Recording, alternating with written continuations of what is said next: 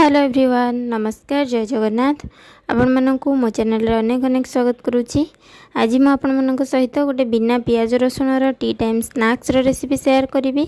आशा करुच्ची रेसिपीटी आपण मानकु निश्चित भल लगिवो। देखंतु बादाम पकोड़ा रेसिपी मैं शेयर करी केते क्रिस्पी बनी। रेसिपीटी बहुत ही इजी और बहुत ही सिंपल। आपण जो बिना पियाज रसुण खाऊे ना से बन खाई पारे। ये देखो मुझे किसी छड़ा बादाम, चीना बादाम, से मुझे गोटे गिनार अल्प नहीं जाइए बेसन, से जीरा गुंड, लंका गुंड, लुण, हलदी गुंड सबू आमर जहाँ भी मसला दाना मसला डबारे जहाँ भी मसला थाए पाउडर मसला सबू मुझे देदेजी अल्प टिके गोटे टीस्पून सबुथुर देदेजी। तापर ताको गोटे पानी देगी तार गोटे थिक बैटरटे प्रस्तुत करदेली जोड़ा कि पूरा थिक रहिबो, नहले हमर बादाम रे कोटिंगटा हबनी।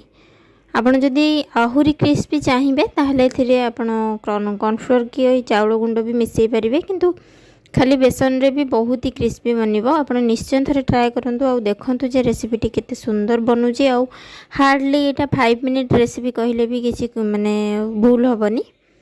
ये देखो तेल गरम हो जाता, तापर ये टिके ट्रिकी अच्छी जेहेतु बादाम गुड़ा गोटी गोटी खोलिया दरकार, तो सांगे सांगे तेल रे पकेला मात्रे आम ताकू एमती गोटे क्या साहाय्य मुझे गोटे बेलना काठी नहीं, जेहेतु काठटा तेल रे किसी भी हबनी, तो ताकू सबू को दाबी देवी कि सबू को माने आम जदि गोलाई दबा से सबू छाड़ी छाड़ी अलग हो।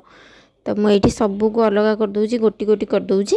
नहले आपण चाहिए भी गोटी गोटी पकई पारिबे, किंतु एमती पकेले आपन टाइम भी सेव हो और स्मार्टली आपन एका थर के बहुत सारा बन पारे।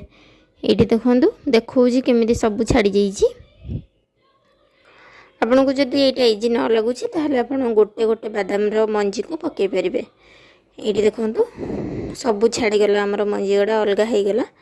ये आम गोल्डन ब्राउन हवा जाके बेसी ब्राउन करवानी, टिके माने कलर चेंज हवा पर्यंत ताको फ्राए करवा।